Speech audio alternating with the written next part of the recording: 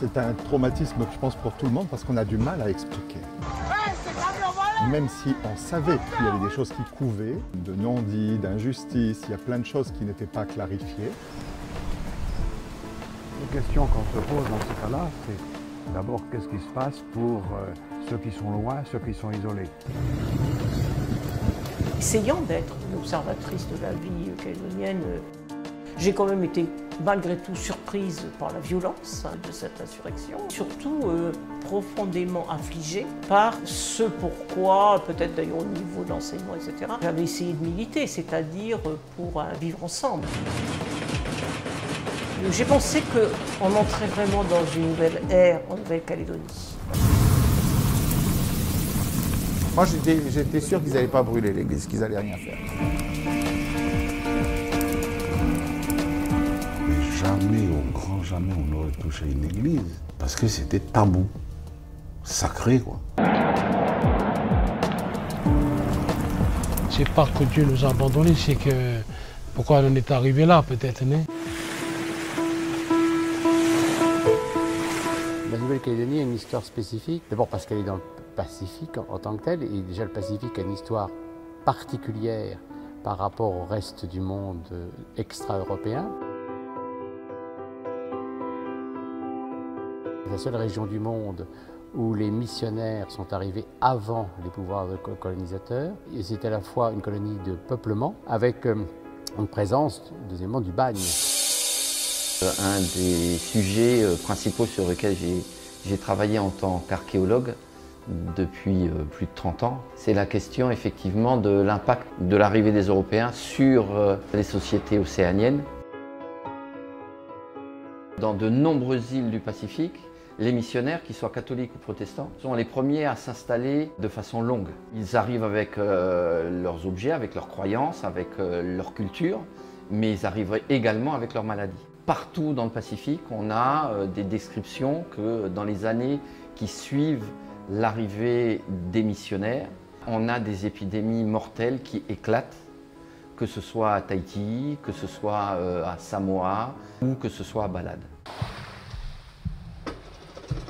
Il y a beaucoup d'Européens qui sont venus étudier des sociétés dites à l'époque primitives, avec la certitude qu'ils étudiaient des sociétés qui sortaient de la préhistoire. Si véritablement, avant l'arrivée de tous ces ethnographes, la population avait énormément diminué, la conséquence c'est que ce qu'ils ont vu, ce n'était pas du tout des sociétés organisées comme avant le premier contact européen, mais au contraire, c'était des sociétés qui s'étaient réorganisées, réadaptées, qui avaient trouvé des solutions face à un mal contre lequel elles ne pouvaient rien et qui décimait les populations avec, dans certaines régions de la Mélanésie, des taux qui tournent entre 90 et 95% de dépopulation. Pour faire simple, ça veut dire que là où vous aviez 100 personnes, à la fin il vous en reste 10 ou il vous en reste 5. Bien entendu, vous n'organisez pas votre société de la même manière si vous êtes 100 ou si vous êtes 5. Les missions chrétiennes ont redonné à ces populations disons, un cadre de signification et une espérance qui les a conduites à se convertir au christianisme sous ses différentes formes pour retrouver un certain socle et un cadre d'explication du monde et de la vie. L'effondrement démographique du 19e siècle se trouve enrayé au début du 20e siècle dans les régions évangélisées. Et les régions qui ont refusé de se convertir, les tribus qui ont refusé de se convertir, disparaissent, s'effacent les unes après les autres. C'est assez frappant de voir que c'est dans les tribus catholiques et protestantes que l'on recommence à faire des enfants.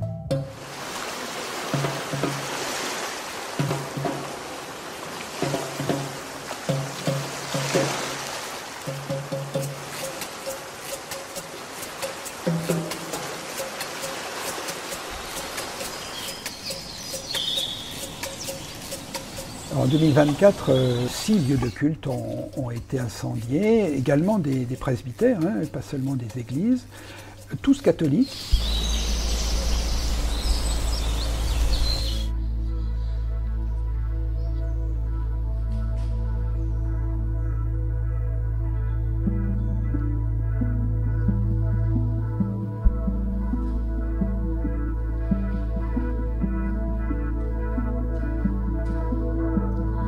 On est tous étonnés de ça. L'église de Balade, elle est ouverte. Elle est ouverte à tout le monde, à tous les touristes, à ceux qui viennent au moins se recueillir à l'église. Le tabernacle, il était ici. La dalle qu'on a montée ici, c'était pour placer le tabernacle sur hauteur. Et c'est ici, à cet endroit, qu'il a été brûlé. On l'a brûlé ici. On a seulement récupéré que le tabernacle, mais tout ce qui est bois, elle est partie un peu.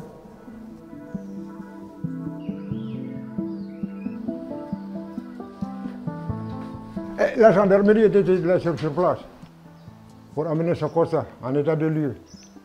Et après, quand ils sont repartis, on a récupéré ça. Dans l'église, c'est le tabernacle qui est détruit, mais pas la communauté.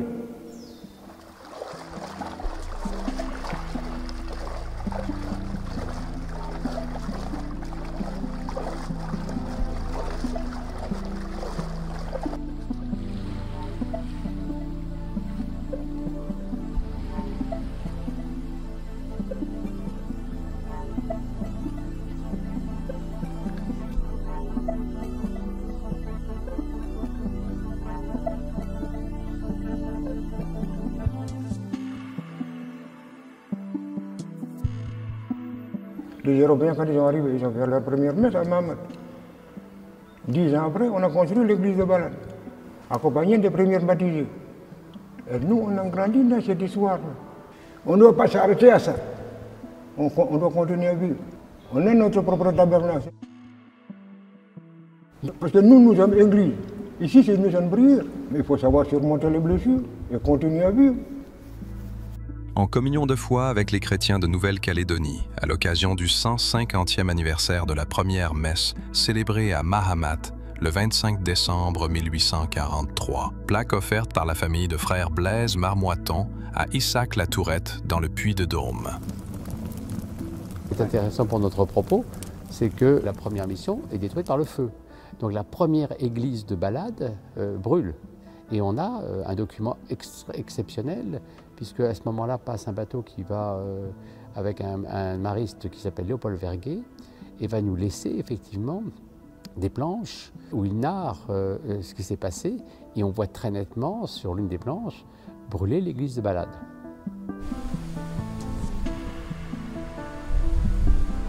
En 1843, première messe à Balade, etc. Mais le 1er janvier 1944, ça y est, ils ont planté le pavillon français pour une première prise de possession. Mais compte tenu du fait qu'il y avait l'Angleterre qui était là, enfin toutes les rivalités avec l'Angleterre, ils ont vu vite fait d'enlever le drapeau. Et c'est seulement en 1853 qu'ils prennent possession, mais ils prennent possession où? Dans un endroit où ils connaissent bien, parce que c'est Balade, c'est là où a commencé la mission, et il y avait des missionnaires qui étaient là depuis 10 ans déjà. Et donc voilà, toute cette histoire, a permis à certaines personnes de pousser dans un sens, confirmer qu'en fait, non, ils sont tous entendus entre eux. Ils ont envoyé leurs missionnaires d'abord pour affaiblir, on va dire, mentalement, psychologiquement, les Kanaks, de façon à ce que les militaires arrivent après, les administratifs, les baillards et tout ça, pour coloniser la Nouvelle-Calédonie. Parce que moi, je les ai entendus pendant les jeunes dire ça. Ils disent, mais il faut arrêter de prier, arrêter de fréquenter l'église. De toute façon, si on est dans ce trou-là, c'est à cause d'eux. Voilà. Je me sens triste et en colère contre les politiques, qu'ils soient indépendantistes ou loyalistes. Ils nous mentent, nous manipulent et utilisent les gens pour leur propre confort. L'État français est encore pire. Il vient éteindre un feu qu'il a lui-même allumé, comme il le fait à chaque fois. On est impuissant face à cette situation, on ne peut qu'en parler. Ici, en Kanaki Nouvelle-Calédonie, on parle avec tout le monde, on s'entend. Le vivre ensemble, on ne le dit pas nous, on le vit.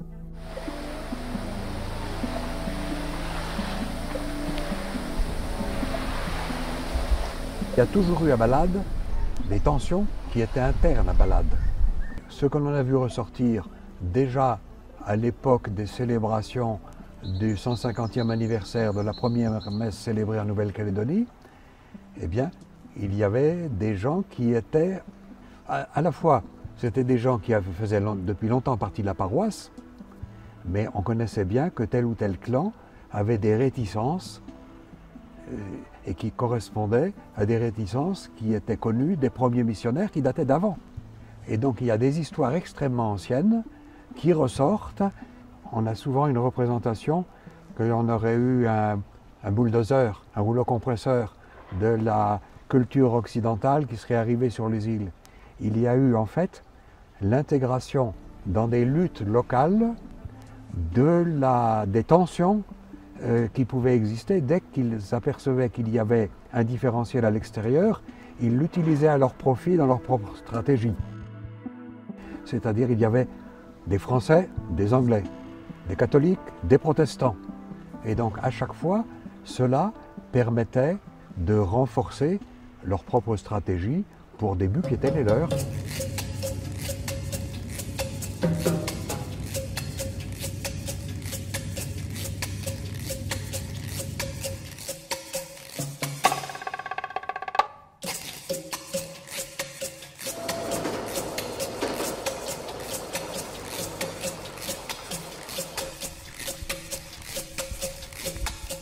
C'est depuis le mois de juillet que ça a été brûlé l'année dernière, la cloche, le clocher.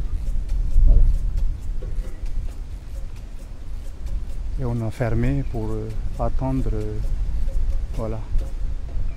On a fermé pour la sécurité, quoi, en attendant les experts. Voilà. On a aménagé là-bas, c'est pour pour le lieu de prière, le dimanche, maintenant. Je suis Philémon, le catéchiste responsable de la paroisse de Wao. Il y a un temps, on avait un billet de 1000 francs, mais on avait l'image de notre église sur ce billet. L'ancien billet 1000 francs, francs pacifiques.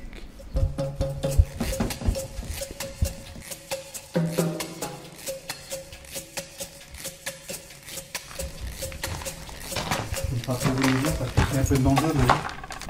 Avec le feu, ça a été bien brûlé.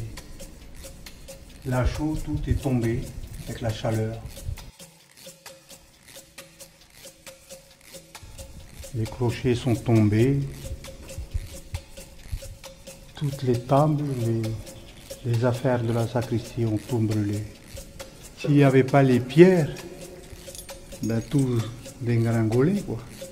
Et là, on attend les experts, ils vont venir analyser la chaux qui a été brûlée, si c'est bon à remettre ou refaire du ciment, du mortier.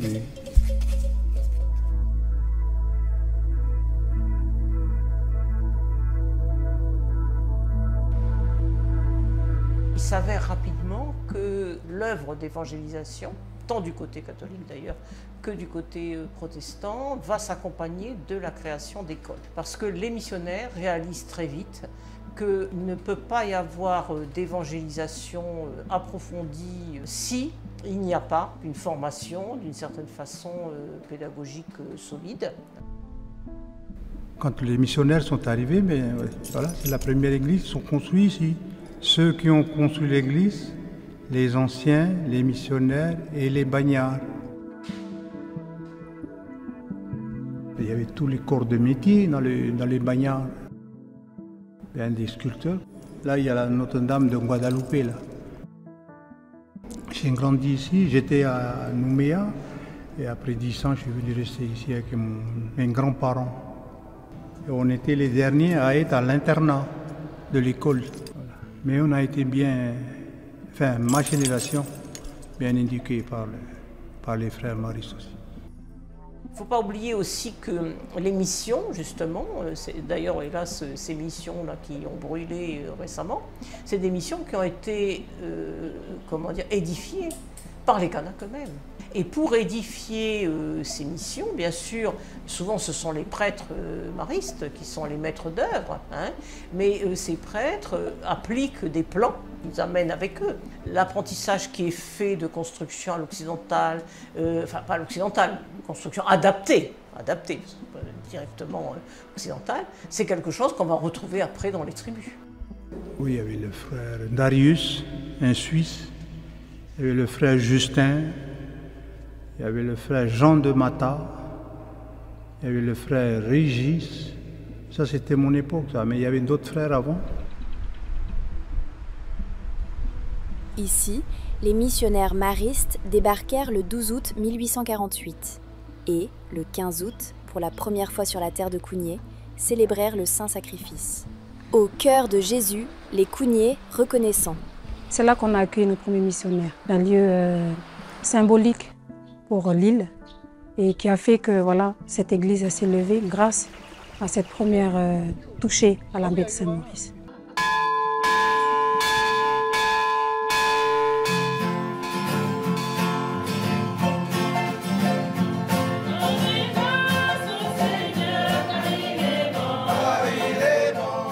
Ça fait mal parce que c'est aussi un des patrimoines où ma grand-mère et d'autres personnes âgées, et d'autres personnes qui sont parents aujourd'hui, ils se sont mariés dans cette église. Donc cette église, à travers ce bâtiment, mais elle a toute une histoire qui est gravée dans l'âme de ces personnes, dans leur chemin de foi. Il y a des personnes qui aujourd'hui au cimetière de l'île des Pins, des anciens, des gens de l'île des Pins comme des gens d'ailleurs, qui ont œuvré, qui ont mis toute leur énergie à construire cette église. Et en un clin d'œil, j'ai vu que le feu, d'une manière magique, elle pouvait détruire ce que les hommes et les femmes de ce temps-là, ils ont mis du temps à le construire pendant des années.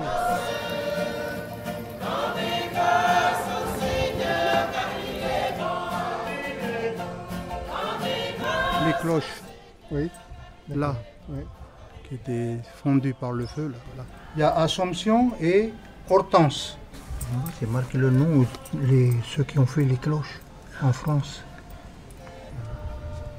Louis Bollé et ses fils. Louis Bollé et ses fils, fondeurs de cloches à Orléans. Quand je résume ce qui, je ne sais pas, une phrase ou deux, ce qui s'était passé en juillet 2024, au moment où les jeunes ont brûlé l'église, parce que je les entendais parler, c'est à cause de l'église catholique que nous sommes maintenant au creux de, comment dire, dans un fossé ou dans un puits sans fond avec les Français. Et donc, il faut détruire l'église catholique. Voilà. Alors, détruire l'église catholique commence par l'incendie et la destruction des bâtiments. Après, il ne faut pas prendre l'espoir. Hein. On est là, c'est une église, hein, on peut la refaire. Hein. Sinon, l'église, c'est nous, hein. C'est pas que le bâtiment. Après, c'est pas facile en ce moment de cadrer les jeunes avec tout ce qui arrive, avec la modernisation, puis les jeunes sont d'autres regards. Qui dit que c'est les jeunes qui ont brûlé? Pas trop focaliser sur les jeunes. Parce qu'au moment où ils brûlent l'église, mais l'église de Saint-Louis aussi, ça a été brûlé une semaine avant. Ça, je crois que ça a fait un lien avec le... Après, il y a celui de Puebo aussi. Voilà. Je crois qu'il y a un petit genre de petits gangs là qui traînent. Des pyromanes, quoi. Il y avait le mouvement à Nouméa aussi, le truc de la CCAT, le 13 mai. Je crois que ça va avec le conflit, quoi. Mais c'est dommage parce qu'ils s'en prennent à l'église.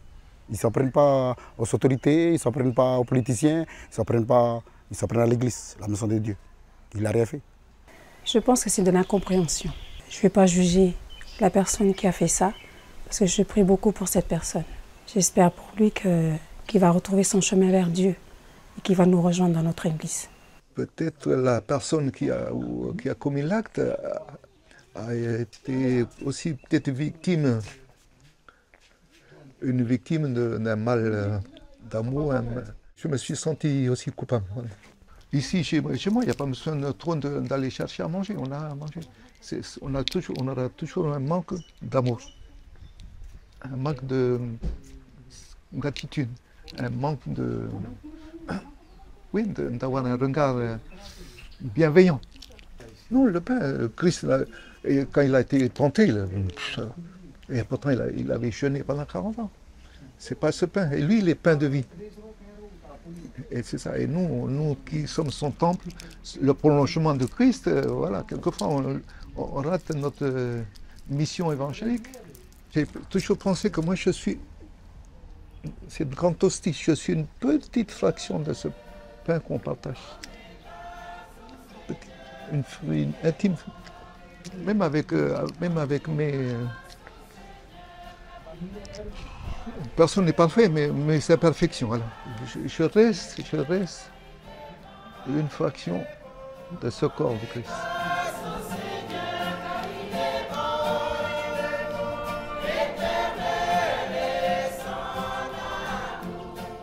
Année des Pins nous reprend notre vie. Vous avez filmé là, on attend de renouveler tout doucement.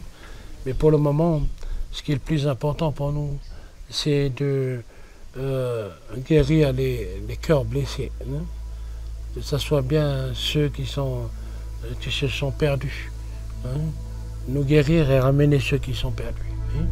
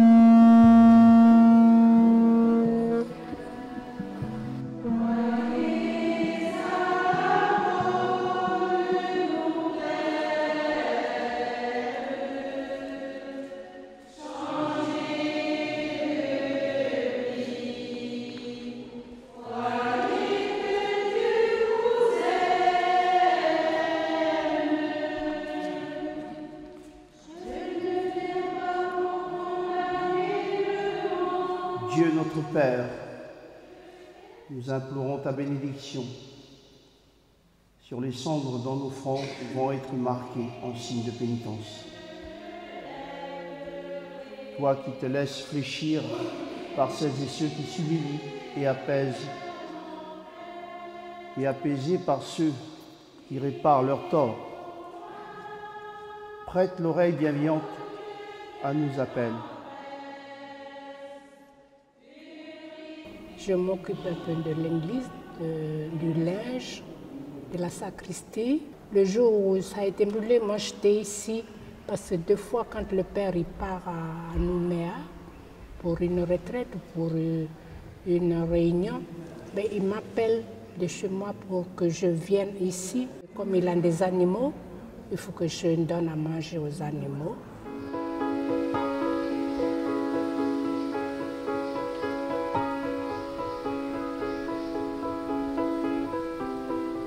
Heureusement que la mémie elle était là, parce que comme père elle était surnommée. Elle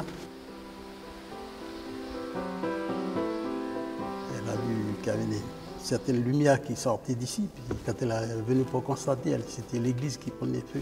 Et tout de suite j'étais venu, puis ça y est, c'est bon, les pompiers c'était là.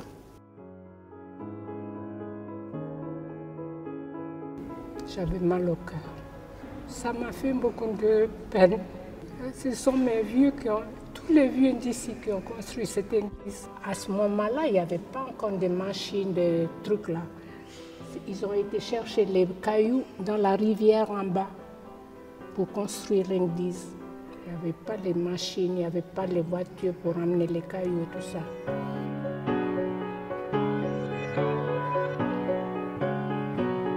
Il y avait des tables, des chaises qui étaient là, avec une vieille harmonium qui était là. C'est de là qu'il a pris feu, ça a remonté sur les murs, il a pris le plafond. Ça.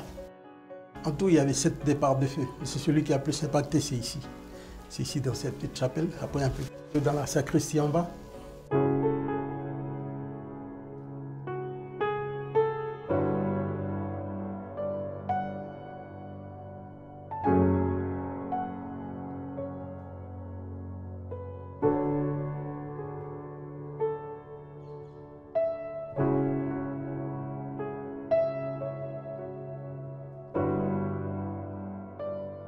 Les églises qui ont été brûlées et autres, ben, moi je ne suis pas d'accord parce que mes ancêtres ont reçu ici la religion catholique quand elle a été rejetée de Bouembou, Yangen et autres. C'est ici que la première église catholique a été construite avec l'accord de tout le monde ici.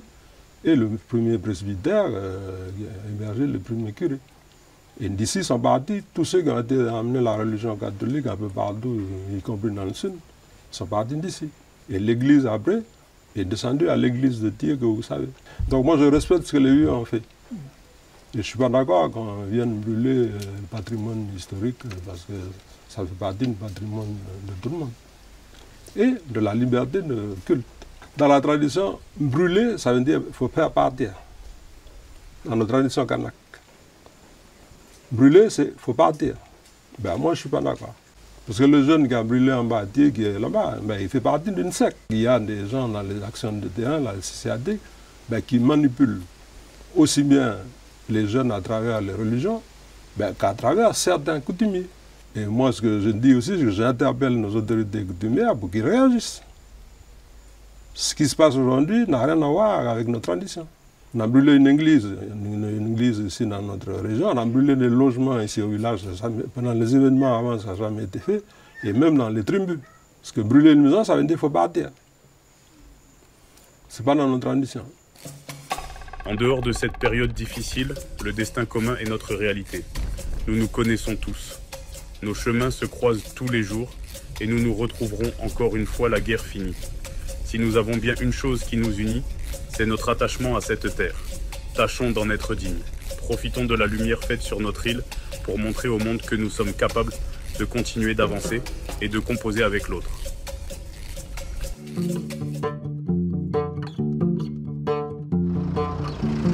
Nous sommes au cœur de la tribu de Watom. C'est sur la paroisse de La Foi dont je suis le curé. Alors que ce temps de carême soit pour nous. Et chaque tribu a sa chapelle. Et donc là, nous sommes à quelques mètres de la chapelle Saint-Louis, au cœur de Watom. Et nous sommes juste devant la grande case de la tribu. Ce qui a changé dans ma paroisse depuis l'an dernier, c'est de se dire on a ce privilège en Brousse d'avoir été épargné par cette violence. Et donc on va soigner encore plus les relations humaines. Et donc je le vois dans toutes les occasions qu'on a eues l'année dernière, alors que la Calédonie traversait encore ces épreuves, dès qu'on a ouvert les portes et qu'on a permis un café simplement à la sortie de la messe, beaucoup de gens sont restés en disant on a besoin de se parler, on a besoin de se voir, on a besoin d'être ensemble.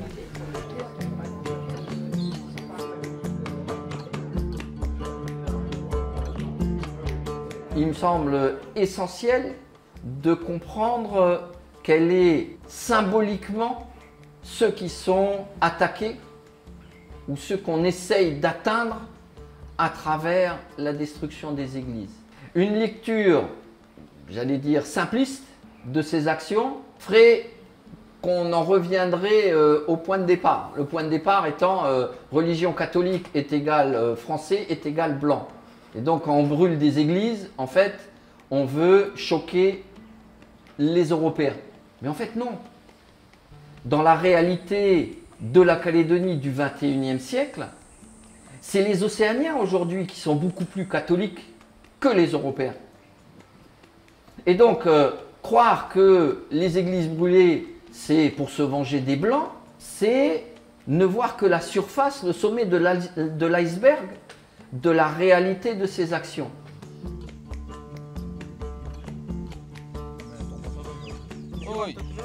C'est au niveau des jeunes, enfin beaucoup des jeunes de Nouméa, de l'agglomération, qu'ils sont un peu laissés à l'abandon, ils ne sont pas bien suivis, tout, enfin, au niveau des emplois et tout. Puis ça vient aussi, voilà, ils sont dans l'alcool, dans les stupéfiants, tout ça, là. C'est ça que ça les a un peu remonté la tête, quoi. Puis voilà, il y a eu toute la casse qu'il y a eu à Nouméa, quoi. Il n'y a pas beaucoup de jeunes comme ça ici, mais parce que l'autorité coutumière joue un peu son rôle au niveau des jeunes. Tout.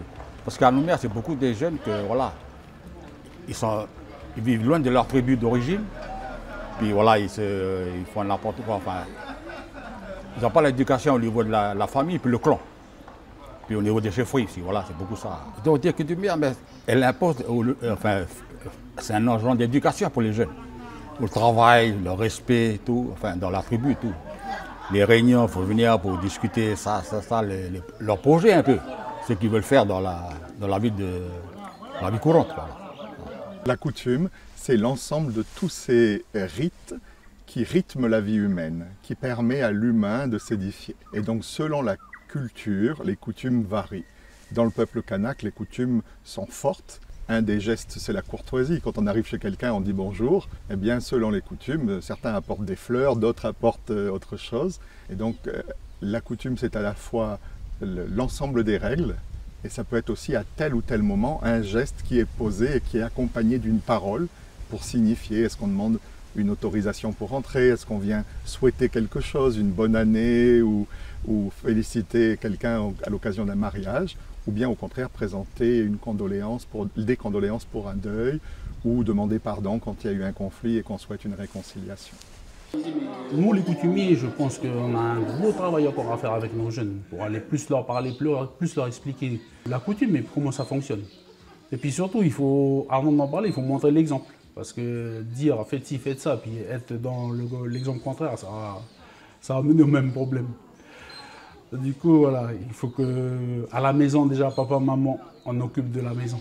On occupe de nos enfants, puis ça va aller mieux. Il n'y a qu'au travers du message de l'Église, le message de l'espérance, et nous sommes dans cette année jubilaire. Voilà, nous portons un message d'espérance avec nos frères protestants, avec nos frères des autres communautés religieuses ici dans notre pays. Et je pense que l'Église, ce qui est l'ADN du pays, de la Nouvelle-Calédonie, la religion et la foi ont toujours, et la coutume, ont toujours marché main dans la main pour œuvrer pour l'unité du pays. Il y a aujourd'hui une vraie remise en question par le chaos du 13 mai des fondements même de la société calédonienne, par une jeunesse qui, quelque part, a fait son mai 68. C'est-à-dire qu'elle remet tout en question. Alors, elle remet en question des trucs qui concernent les Blancs. C'est pour ça que je fais comme ça. L'économie, la circulation de l'argent, les inégalités. Mais elle remet aussi en question ce qui fait l'évolution sociétale kanak des 50 dernières années. Les destructions d'églises, si on prend tout l'iceberg, en fait, ces destructions, elles sont adressées symboliquement, surtout aux adultes kanak, comme une forme de désespérance à dire on est mal, on n'arrive plus à faire les liens, on n'arrive plus à faire tradition, modernité, futur, religion chrétienne qu'on nous dit être extérieure mais qui doivent en même temps être océaniennes. Ce processus, en fait, il s'est exprimé à travers une violence adressée aux églises. Mais le cœur, pour moi, de ces profanations, c'est un problème au sein du monde kanak. Nous, on n'est que les faire-valoir. On n'est que les éléments qui permettent de faire des interprétations faciles. Mais ce processus qui a été violemment vécu par la société calédonienne, c'est un questionnement qui concerne l'ensemble de l'Océanie aujourd'hui. Il ne faut pas que les Kanaks qui se sentent, en particulier les Kanaks catholiques, qui se sentent isolés. Ces questionnements-là, ils se posent dans la jeunesse océanienne partout. En 2024, j'étais hospitalisé quand les émeutes ont éclaté. À mon retour, j'ai vu les dégâts, des maisons, des bâtiments, des commerces détruits, des églises brûlées. J'ai ressenti un choc.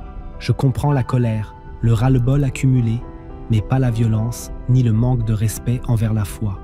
J'espère des changements réels, mais j'ai du mal à faire confiance aux responsables politiques. On prie chaque soir en famille, mais j'attends surtout des gestes concrets, visibles, pour croire à un avenir meilleur.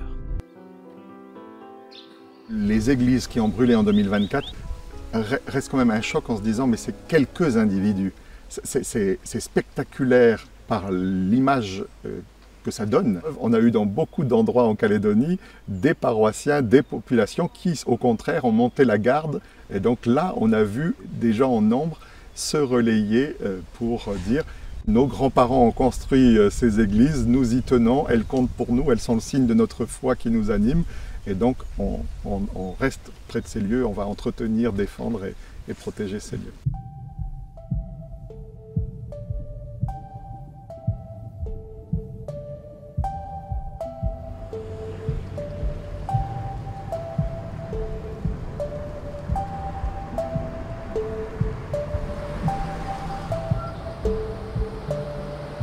Depuis le 13 mai au lundi 14, on est arrivé ici, on avait une surprise ici dans l'église de l'Espérance.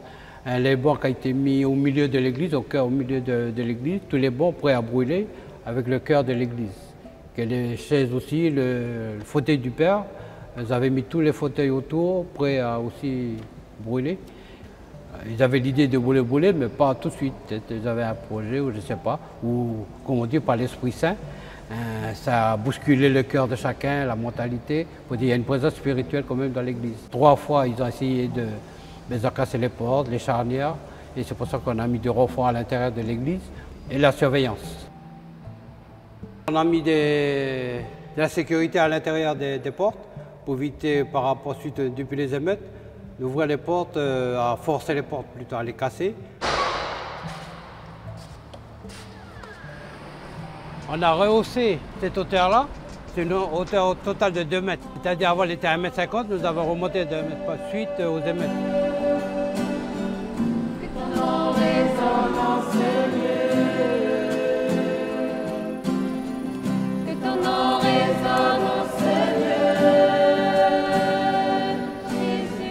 Depuis le 13 mai, ça a commencé un peu à se chauffer et on a décidé, les responsables, de monter des équipes pour la surveillance.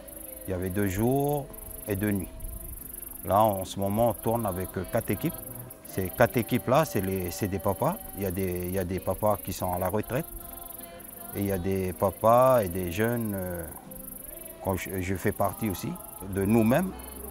On voulait venir en tant que catholique, venir pour participer à la surveillance de l'église.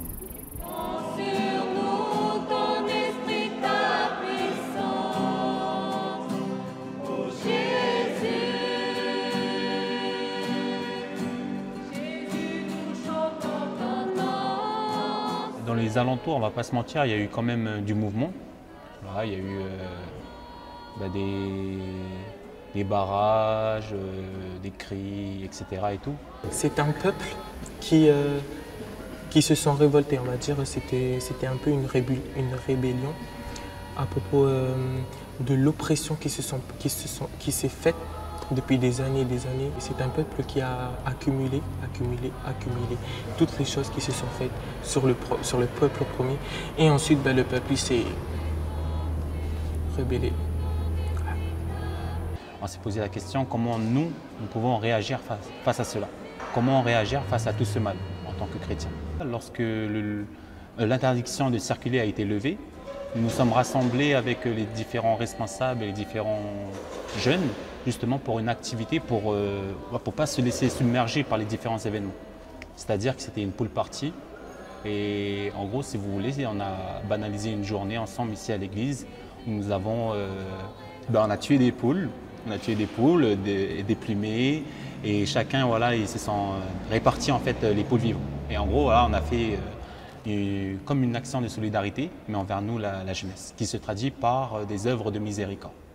Comme par exemple les caddies du cœur. Le but, c'était de se rendre dans les différentes surfaces avec des caddies et demander aux personnes différents dons alimentaires.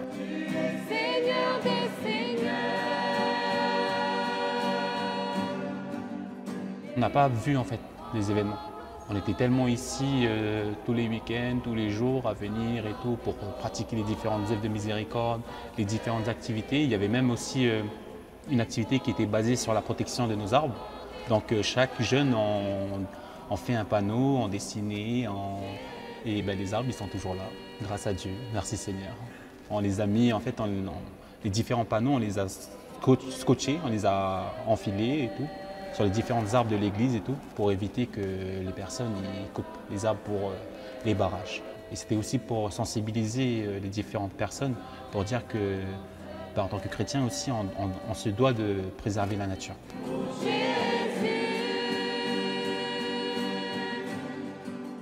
Pourquoi il y a eu ces émeutes? C'est une question que la plupart des personnes se posent, même à l'heure, encore aujourd'hui. On s'est posé cette question et je pense que c'était, pour notre part, enfin pour ma part personnellement, je pense que c'était une forme de souffrance du peuple, un cri peut-être, un cri à l'aide. Un cri à l'aide, ils ont accumulé et au bout d'un moment, ça a explosé.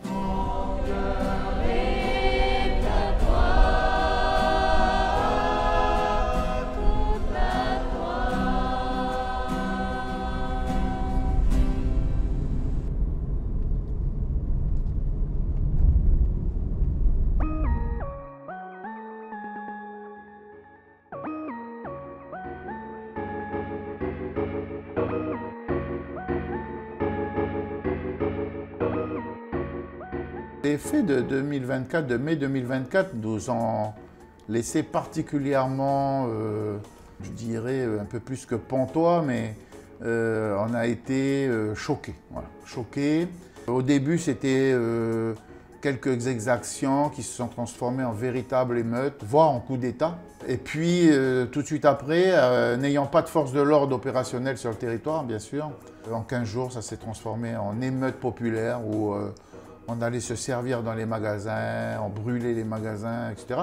Alors au début, qui était un phénomène très centré sur le mouvement indépendantiste mélanésien, kanak, je pense qu'à la fin, les vols de nourriture, les vols de marchandises se sont un petit peu élargis à d'autres groupes ethniques.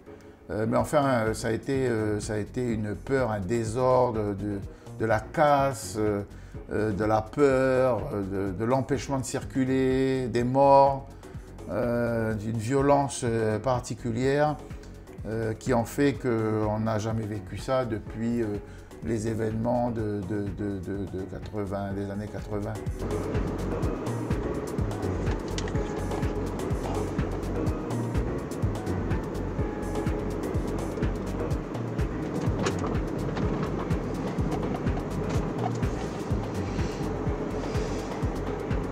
Moi, mon territoire, hein, qui part de Nouméa jusqu'à la commune de Gaté, à peu près à la moitié de ma commune, on a une tribu qui s'appelle la tribu de Saint-Louis, qui est à cheval sur la route, sur cette route provinciale, cette route qui...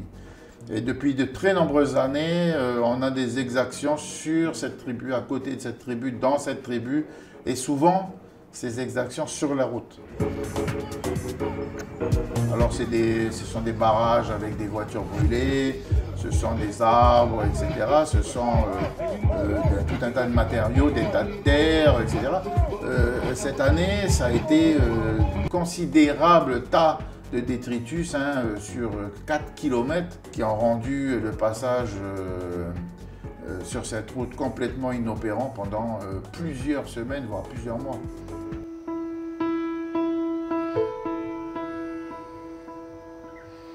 Au début de l'évangélisation, les missionnaires ont tout à fait réalisé que la Calédonie était somme toute vaste, donc ils étaient peu nombreux. L'œuvre d'évangélisation serait complexe et qu'elle prendrait du temps et qu'ils auraient besoin d'auxiliaires pour la réaliser. De là l'idée d'installer d'une certaine façon aux portes de la nouvelle petite capitale, du chef-lieu de la colonie. Ce sont deux missions. L'objectif qui va être donné à ces deux missions singulières, c'est un objectif qui s'inspire de ce que les jésuites avaient fait au Paraguay, donc qui consistait justement à rassembler dans des lieux particuliers des volontaires pour la christianisation, de leur donner là une très très bonne formation, pour qu'ils soient ensuite des porteurs de parole, des porteurs d'évangile dans tout le reste de la Nouvelle-Calédonie.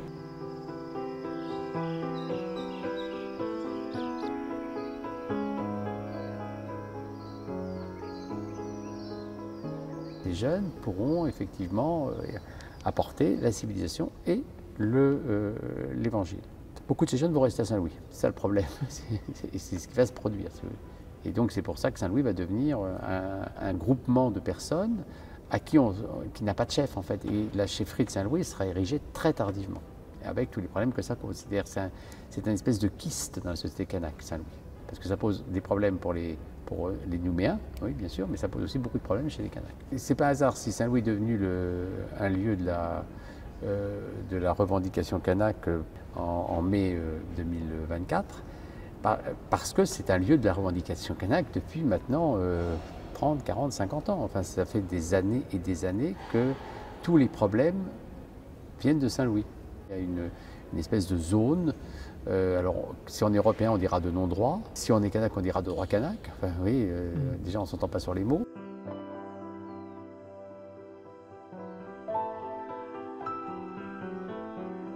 Pendant très longtemps, cette zone a été, si j'ose dire, encadrée par les prêtres et les religieuses.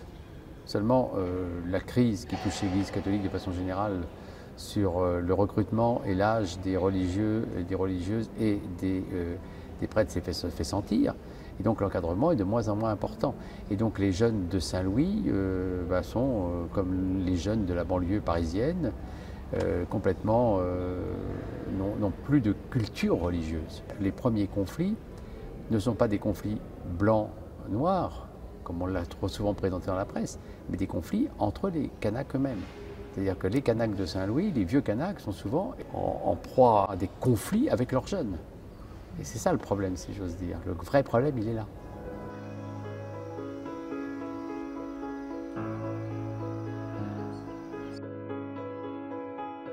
C'est réfléchi ce qu'ils ont fait, attention. Hein.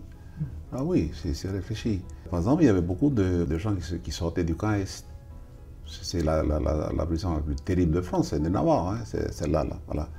Donc ils se sont fréquentés là-bas et donc stigmatisés, frappés. Enfin, voilà, c'est horrible cette prison-là. Vous imaginez quand tous ces jeunes-là, ils sortent de là-bas, un sentiment de revanche. Et à la première occasion qu'ils allaient se venger. Ça peut être ça aussi. Voilà. Les Kanaks qui sont dans les quartiers ici, souvent mis de côté, stigmatisés, pas du tout aidés. Voilà.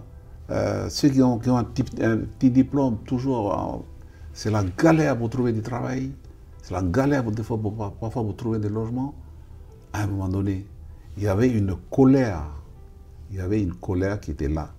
Nous, on l'a senti, mais on était coincés. Par exemple, nous, les élus du Sud, on était coincés parce qu'on n'a pas... On est quoi? On est 7 dans une assemblée qui en compte 40. Si vous voulez, c'est un peu la révolte quand même de 1789 en France. Hein. C'est un cri, quoi. C'est un cri, comment dire, vers les élus que nous sommes aussi. Parce qu'on a été mis aussi un peu, on a été bousculés nous aussi. Les élus, leurs élus, dans certains quartiers, comment dire, ce sont les descendants des 19 morts d'ouverts qu'on retrouvait là.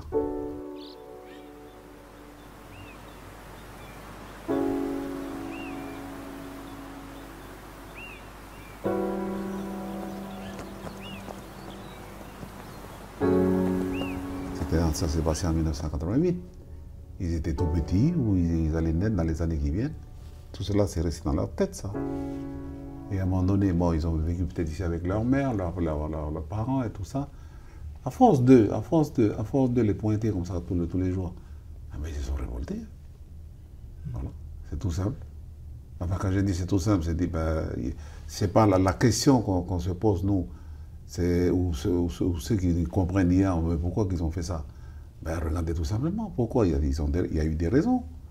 Voilà.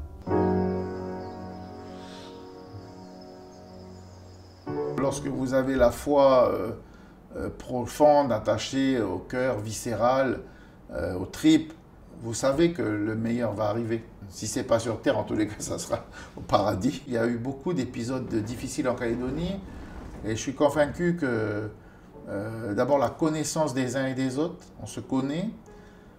La connaissance quand même de cette foi qui est là. Cette foi, elle est douce, elle est présente dans les familles, elle ne s'impose pas. Voilà. Mais elle est là. C'est pour ça que c'est incroyable de voir qu'on a brûlé une église, parce que ça ne cale pas avec ça.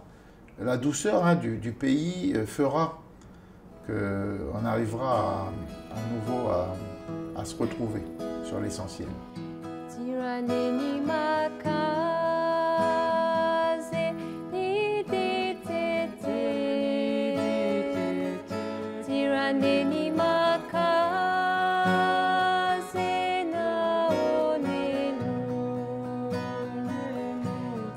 Neni maka